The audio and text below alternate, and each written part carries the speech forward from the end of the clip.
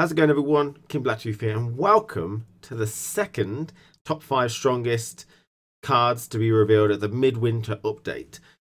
I'm looking at just specifically on the second batch. We're not going to compare it or say these are stronger than the first batch. These are just in these 20 cards, top 5 strongest. Now, towards the end, I will shuffle these top 5 into the top 5 of the previous video to give you more of an idea of where they sort of come, I think. But let's get started, shall we? I'm super excited for this one.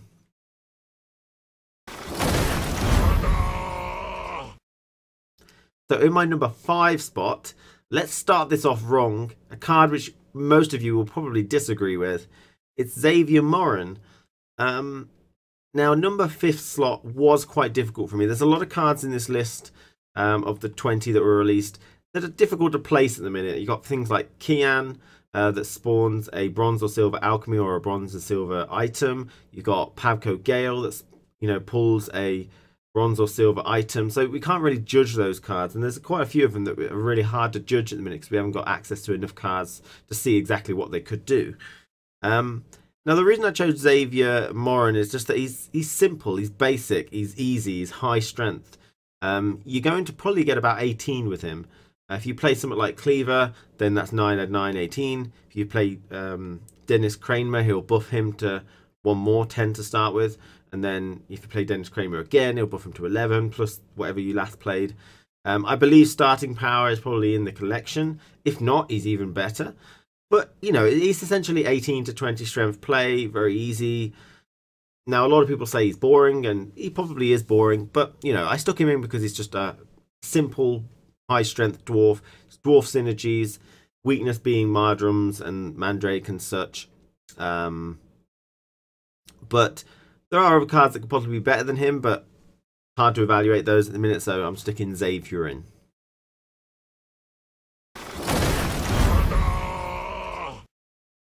In my number 4 slot, I've got Ulfhedin. This is a Skellig 8 strength gold. Deals 2 damage to each damage to enemy. So in the current state of Gwent, I don't think this will be very good. A lot of buffs going around, I would say. Commander's Horn, Foltest, Brigades, and all that kind of business. And we don't, as Skelliger players, do a lot of wounding to the opponent, I would say. Not an awful lot. So, not too good at the minute. But in the future, we might see... It depends whether we get Drum and Shield Maidens come back in. We've got cards like Geralt Erdlin coming in.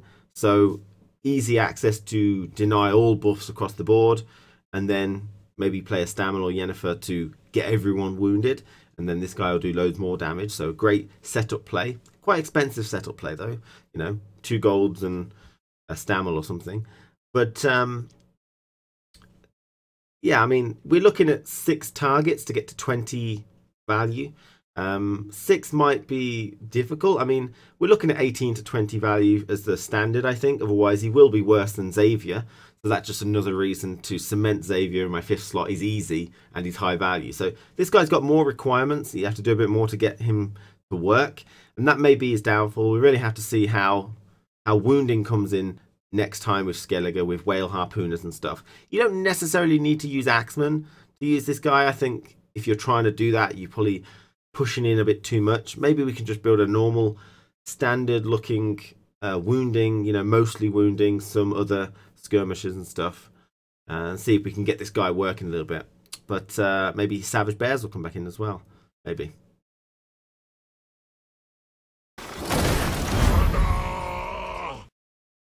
In 3rd place, we have, speaking of bears, the Beastmaster. A really weird premium, but I like it.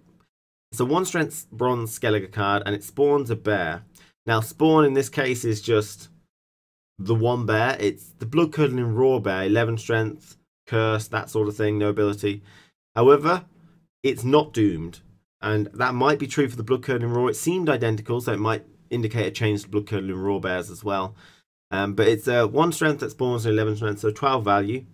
The bear is cursed, so it works with the cursed archetype. This is 1 strength, so it doesn't necessarily on this website say if it's regressing or whether it's doomed or something, it seems. But I don't think that's the case, so this will go into the graveyard. So great blood curdling raw target himself, as well as Gremist. Also a great restore target. The other restore targets being probably Battle Maiden's the best one. Priestess with a bit of work, but usually it's a bit unoptimal to get them in the graveyard to start with. But yeah, Battle Maidens work, but only if you've got something else on the board. This guy is pretty much 19 value if you restore him with no requirement whatsoever. So really good. There's obviously the bear is a beast, so it works with the bone talisman that I had some issues with a while back. Resurrect a bronze beast. So I'm really happy to see things are coming through quite nicely, you know. So this is a great card. I like it a lot. I can't wait to see this guy see play. And maybe there'll be cursed synergies and maybe beast synergies on some of these other cards that have not been revealed, to go with Ulfa Hidden that we saw a minute ago, as well as this guy. So really excited about the progression of this beast sort of deck that maybe we're going to start seeing soon.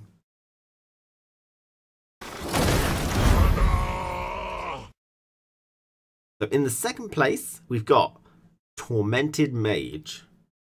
Really like this card. It's a very humble bronze, 2 strength for Northern Realms. Very humble.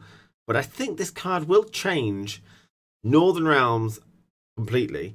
It opens up decks. I mean, it's really weird. Strong cards don't do that very often, but bronzes that are just simple and have accessibility, they do. And it looks at the top 2 bronze or spells or item cards in your deck and then plays one. It doesn't say anything about shuffling the other one back, but I assume that's the case. But yeah, that means there might be some sort of Northern Realms spell archetype. You know, there's quite a few spells that could be quite useful. And, you know, item cards as well. We've seen a couple. It means that the spear that we saw earlier, this card here, the bronze spear item card, deal damage equal to the base power of a bronze or silver unit in your hand. So you can play the Tormented Mage and then do like 9 to 11 damage on a card, which is great removal, you know. That would probably be targeting things like Tala, as well as maybe the Banard Tutor, which would work again with spells and items and stuff possibly. So, you know, we've also got this. What's this? Wyvern Scale Shield. Boost a unit by the initial power of a unit in your hand. So if you want to go for more buffing, I think removal is probably better, but you might lose some value on it. So yeah, really like this card. I think it's going to be a staple of future Northern Realms decks. Going to really tie it together really well. So, you know, great thinning and good removal or buffing or whatever. More item cards hopefully to come. It's a mage. Maybe we'll see some extra synergy with mages in the future. Can't see one with Witch Hunter working really. But great card, great card.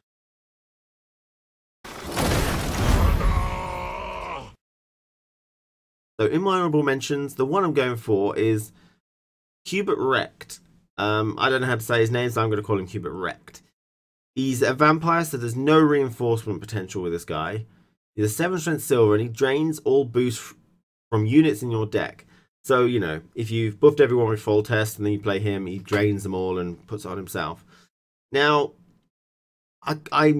this is the guy that I rated 10 out of 10 for excitement. He interested me a lot. I'd love for him to have things that he can do. You know, I'd love to be able to, he's the one you're going to experiment with, definitely. So I like him a lot, but I'm just not convinced that he's massively strong. The reason being is people have been saying 40 card deck, full test, play him.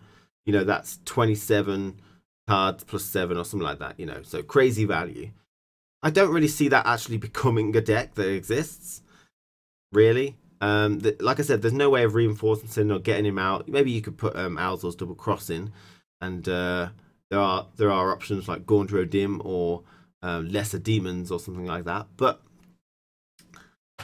I also think if you play your Blue Stripe Scouts and get all those out, so you've got loads of buff in the deck, and then you play him, yeah, you put it onto him, but then you ruin the value of Temerian Infantryman and things like that. So I'm not convinced he's massively strong, and I am excited to play him, but I'm just having difficulty figuring out how exactly to use him. But maybe I'm being too greedy.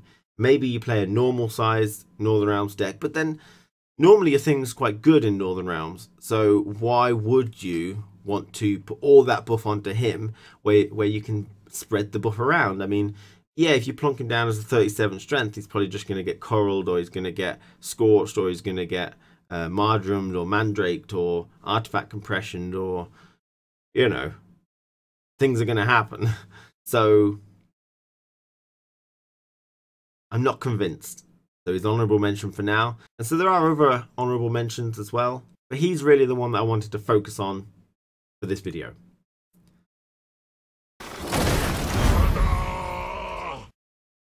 So in my number 1 spot, it's Yennefer Tremors for Nilfgaard.